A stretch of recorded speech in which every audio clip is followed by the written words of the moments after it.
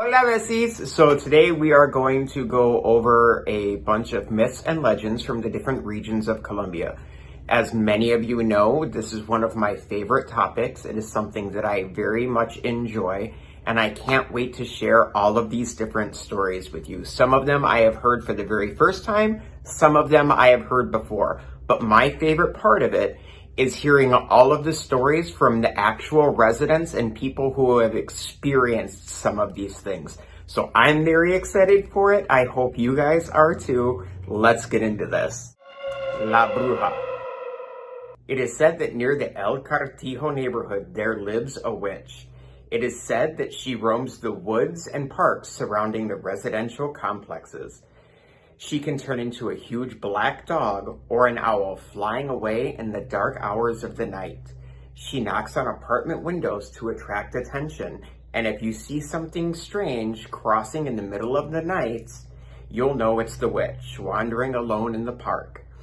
It's recommended to never walk alone in these areas, and if an owl appears out of nowhere and tries to play with you, don't fall for its tricks. It could be fatal.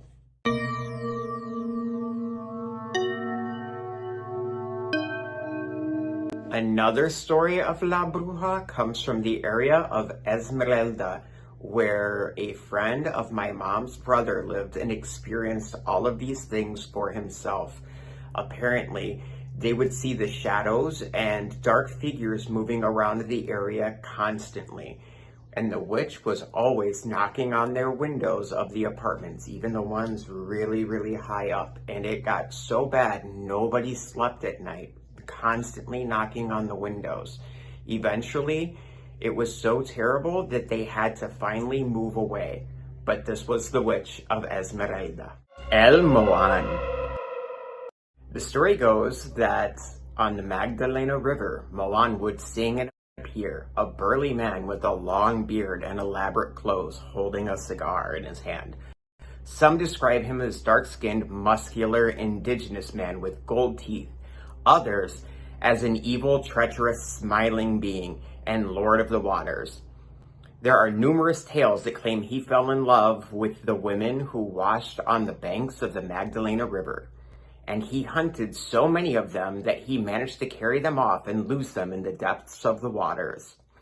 In a giant cave full of treasure, it is said that fishermen brought him tobacco and liquor as payment for letting them fish undisturbed, and in return, Moan would give them the best catch.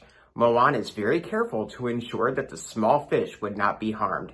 They say that his apparitions were a way of sending a message in defense of the Magdalena River.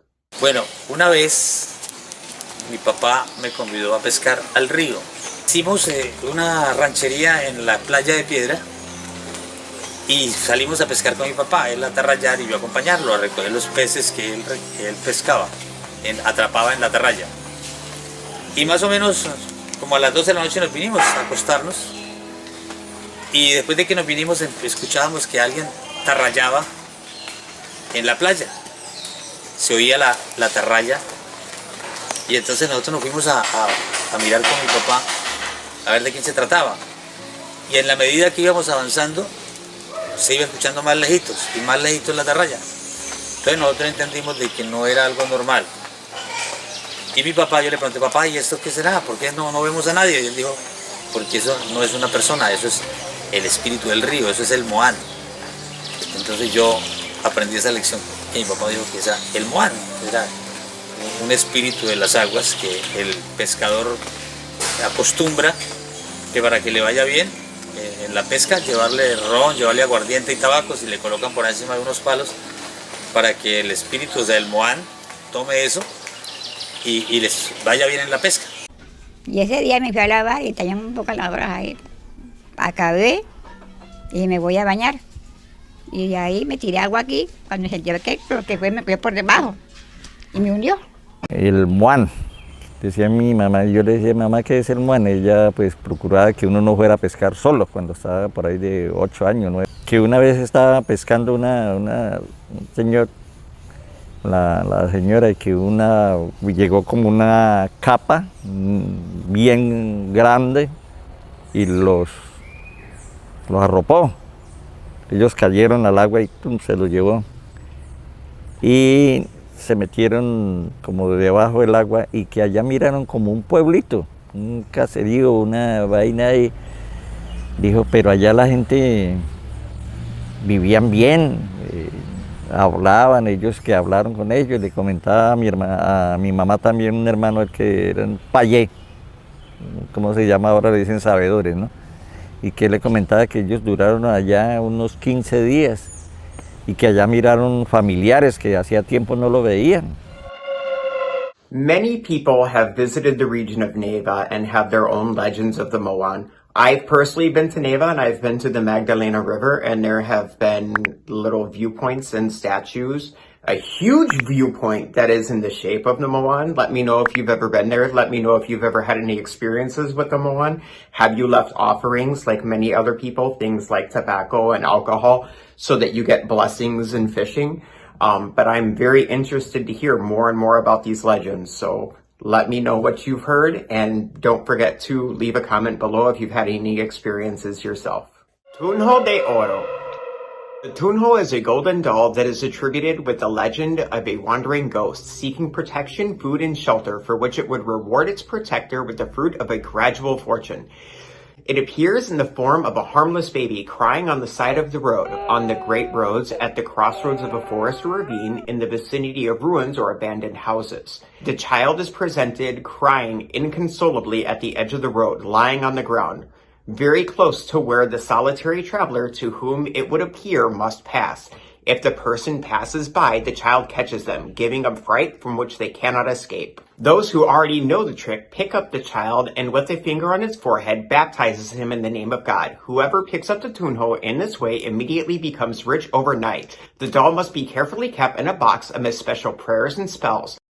The box must be secure enough to allow the tunjo to be fed, otherwise he will unleash a hellish storm and torrential rain.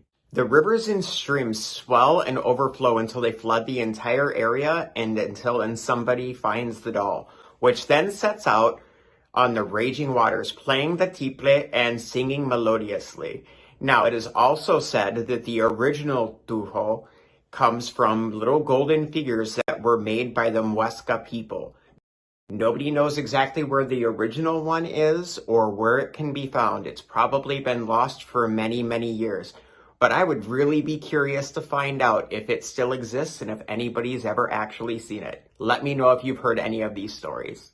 Pues mamita era la que nos contaba el cuento de la tunjo de que en el tiempo de antes los hermanos, sus papás, mamá Prudencia les contaban que un niño que en el tiempo de antes era un niño, pero así yo no sé de qué color era o cómo era, pero que cuando lo veían brillaba, que era un niño de oro, y que lo iban a coger, y si no tenían reliquia que ponerle una camándula o eso, no se dejaba coger.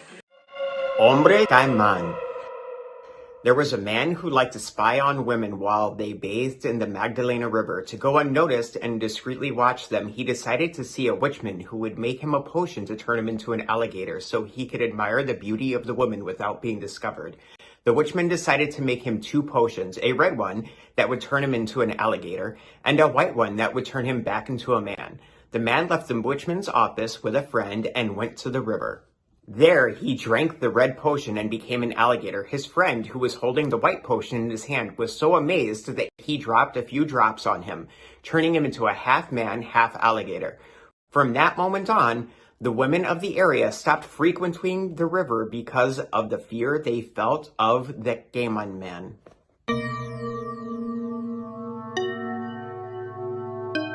In other stories, the Cayman man actually got to use the other potion to swim and spy on the women, but his friend, out of curiosity, dropped a bit of the potion that would turn him into a man. So when the Cayman man wanted to be human again, the potion was not enough, so he got transformed into a half man, half Cayman.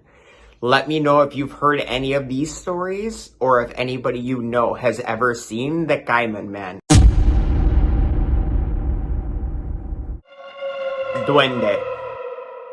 The duende is known to change his appearance as it is a technique he uses to escape from his captors. Normally, he wears a top hat, has long sideburns, dark complexion, and quick movements due to his size. But they say that when he finds himself in danger, he can also transform into a monster that lets out a chilling, terrifying laughter, which manages to intimidate even the bravest hunter. He is highly persecuted, and it is rumored that he is the guardian of a great fortune, and all that is needed for the duende to reveal the whereabouts of his wealth is a 4-leaf clover that allows him to be hypnotized and made into a servant of his captor. It is also said that once the duende has handed over the treasure, the clover must be placed in the ribbon of his hat so that it turns into limestone and can be destroyed with a single blow. Whoever manages to capture the duende will have good luck in business for the rest of their lives. It is common to see him playing with small children who, due to their ignorance of his vile acts, have no fear of him, nor can they be attacked by the duende because of the purity of their hearts. It is their shield and their defense against any possible attacks that he may inflict on them. He also likes liquor, which is why many of the traps set to catch him contain intoxicating beverages capable of bringing down the largest animals. El Ribereño Is about a man who was so obsessed with becoming the best fisherman in his village that he neglected all of his other responsibilities. He didn't pay attention to his wife, his home, or his job. One day, he got into such a violent argument with his wife that he started beating her aggressively. As he walked out the door to go fishing, she lay there and because of her injuries, sadly, had died. Now, while he was out in his boat fishing, he felt a great tug upon his nets, and he fought and fought and fought to try to pull the fish into the boat. Realizing that the fish was too strong and too great, he rowed the canoe back into the shore and decided to start pulling the nets in. When the net got into the shore, to his amazement, a giant fish was inside. As El Ribereño looked down and was amazed by the size of the fish, it suddenly split in two and a specter appeared before him. The specter had told him that he is cursed from now on because he was so obsessed with fishing and did not realize the vile act that he had committed by killing his wife. He got cursed and turned into a half man, half fish. Now, legend says that many people today still see El Ribereño wandering around the banks of the rivers, and he will approach fishermen at night and ask them how the catch is going. If they ignore him or hesitate to answer, he will drag them out into the river where he keeps them captive, and the only way to escape is by outlasting and waiting until the daylight breaks the darkness of the night. Okay, Bessies, I hope you enjoyed some of these stories. I absolutely loved them and hearing them for the first time. I'm going to leave all of the descriptions and links below so that you can go and check out some of the sites where we got some of the clips from. If you're interested, be sure to go ahead and like and follow. Like and follow us if you like this. This is part 1 of this series, and we're going to try to continue to do this. If you have any stories, any experiences, or anything that you would like to share, please leave it in the comments below because I would love to have more stories to add to this, especially ones that are from people who have lived and experienced them themselves. So check back. We're going to do this all over again. I'm super excited for this, and I'm very happy that you guys are all sitting here listening. Ciao, Bessies.